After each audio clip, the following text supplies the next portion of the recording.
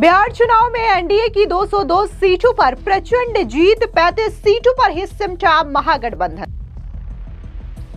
छपरा से 7,600 वोटों से खेसारी की करारी हार, जनता ने लगा दी क्लास। बिहार में चला पावर स्टार पवन सिंह का जादू, खेसारी को चटाई धूल। सबसे कम उम्र वाली विधायक बन बिहार चुनाव में छाई मैथिली ठाकुर। बिहार विधानसभा चुनाव के परिणाम अप्रत्याशित के साथ साथ काफी ज्यादा ऐतिहासिक रहे। एनडीए की सुनामी में बड़े बड़े सुरमा हार गए। 243 सीटों वाली बिहार विधानसभा में एनडीए ने जहां 202 सीटें दर्ज की, तो वहीं महागठबंधन मात्र 35 सीटों पर ही सिमट के रह गया। इस चुनाव में खेसारी लाल यादव समेत कई धुआंधार की करारी हार हुई है। छपरा सीट से छोटी कुमारी ने कड़े मुकाबले में भोजपुरी एक्टर और आरजेडी के प्रत्याशी खेसारी लाल यादव को 7,600 वोटों से हार दर्ज करवाया है। आपको बता दें कि जिस तरीके से खेसारी लाल यादव की ये करारी हार छपरा विधानसभा सीट से हुई है, तो इसमें जो मुख्य तौर से योगदान है वो भोजपुरी सिनेमा के पावर स्टार पवन सिंह का भी रहा है। दरअसल आपको बता दें कि पवन सिंह ने बीजेपी के स्टार प्रचारक के तौर पर बिहार के चुनावी मैदान में एंट्री की और इसी के साथ ही उन्होंने पूरा का पूरा बिहार चुनाव का जो माहौल है उसे ही बदल के रख दिया। पवन सिंह जहां गए, जहां उन्होंने रैलियां की, वो जो भीड़ है वो सीधे तौर पर वोटों में कन्वर्ट हुई और इसका ये जादू चला कि खेसारी यादव जो है वो बुरी तरीके से हार गए। इतना ही नहीं, खुद जो तमाम बड़े बड़े आरजेडी और कांग्रेस के प्रत्याशी रहे उन्होंने भी मुश्किल से अपनी सीट बचाई या वो भी बुरी तरीके से हार गए। आपको बता दें कि पवन सिंह ने 9 रैलियां की 10 विधानसभा क्षेत्रों में और इस 9 रैली की बदौलत 9 विधानसभा क्षेत्रों में जीत हासिल की है। देखा जाए तो पवन सिंह का जो स्ट्राइक रेट रहा वो 90% रहा है, यानी कि 90% पवन सिंह का ये स्ट्राइक रेट है, जो कि अपने आप में एक बड़ा स्ट्राइक रेट माना जा रहा है। अब ऐसे में खेसारी लाल की जो खिंचाई है वो सोशल मीडिया पर जनता की ओर से जोरदार तरीके से की जा रही है।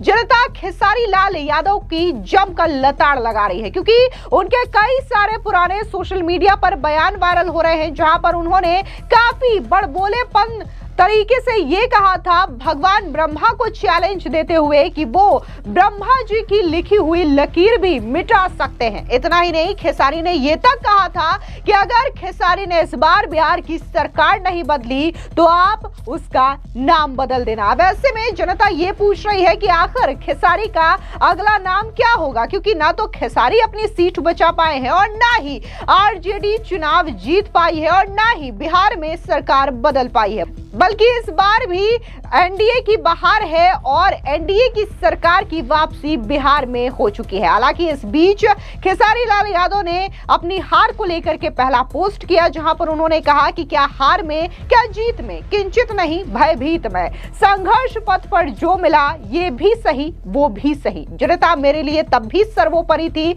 आज भी है और हमेशा रहेगी, मुद्दा तब भी उठल बा आगे भी उठी, जय बिहार। दरअसल आपको बता दें कि एनडीए की सुनामी में खुद तेजस्वी यादव मुश्किल से जीत पाए, तो भोजपुरी स्टार खेसारी लाल यादव छपरा से चुनाव बुरी तरीके से हार गए। खेसारी की हार के बाद उनका एक वीडियो क्लिप तेजी से सोशल मीडिया पर वायरल हो रहा है, जिसमें वो ये कह रहे हैं कि मुझे हराने वाला कोई माई का लाल पैदा नहीं हुआ और मैं ब्रह्मा जी की लिखी लकीर को मिटा सकता हूं। सोशल मीडिया पर लोग कह रहे हैं कि खेसारी का घमंड और अहंकार था और इसी वजह से वो चुनाव हार गए। इतना ही नहीं, खेसारी लाल यादव ने राम मंदिर को लेकर के भी कमेंट किया था आपत्तिजनक, जिसको लेकर के भी लोगों ने काफी ज्यादा गुस्सा जाहिर किया। आपको बता दें कि खेसारी लाल यादव छपरा सीट पर बीजेपी की छोटी कुमारी के मुकाबले महज 7,600 वोटों से चुनाव हार गए। इसके बाद खेसारी का वीडियो ये कहते हुए शेयर किया जा रहा है कि उन्हें बहुत घमंड हो गया था।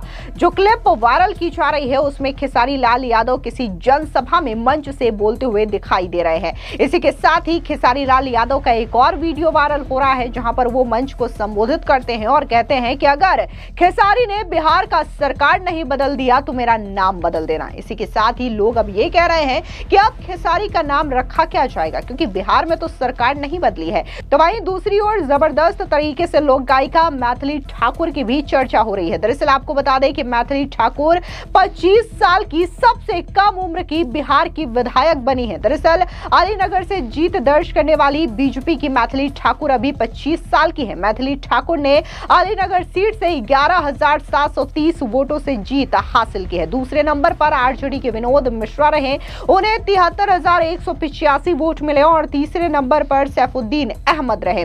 अब मैथिली ठाकुर ने अपनी जीत के बाद पहला रिएक्शन दिया, जहां उन्होंने कहा कि आज मैं आपके अपार प्रेम, विश्वास और आशीर्वाद के कारण आपकी प्रतिनिधि नहीं बल्कि बेटी बनकर खड़ी हूं। ये जीत सिर्फ मेरी नहीं, ये जीत अलीनगर की है, अलीनगर के हर घर की है, हर उस हाथ की है जिसने मुझे अपना आशीर्वाद दिया। मैं हृदय से भारतीय जनता पार्टी के सभी वरिष्ठ नेताओं, सभी कार्यकर्ताओं, पदाधिकारियों और बूथ स्तर तक के कार्यकर्ताओं का धन्यवाद करती हूं, जिन्होंने दिन रात मेहनत कर इस अभियान को जनता तक पहुंचाया। हालांकि इस दौरान कई सारी तस्वीरें सामने आ रही है जो जश्न मना रहे हैं बीजेपी और जेडीयू के कार्यकर्ता, नेता। इस बीच तस्वीर सामने आई बिहार के उप मुख्यमंत्री विजय सिन्हा की, जहां पर उन्होंने राहुल गांधी और तेजस्वी यादव को लेकर के जमकर कटाक्ष किया और इसी के साथ ही अपनी जीत का प्रमाण पत्र भी लेने पहुंचे। सुनिए क्या कुछ विजय सिन्हा ने कहा। कि मैं लखीसराय क्षेत्र की जनता और बिहार की जनता का आभार,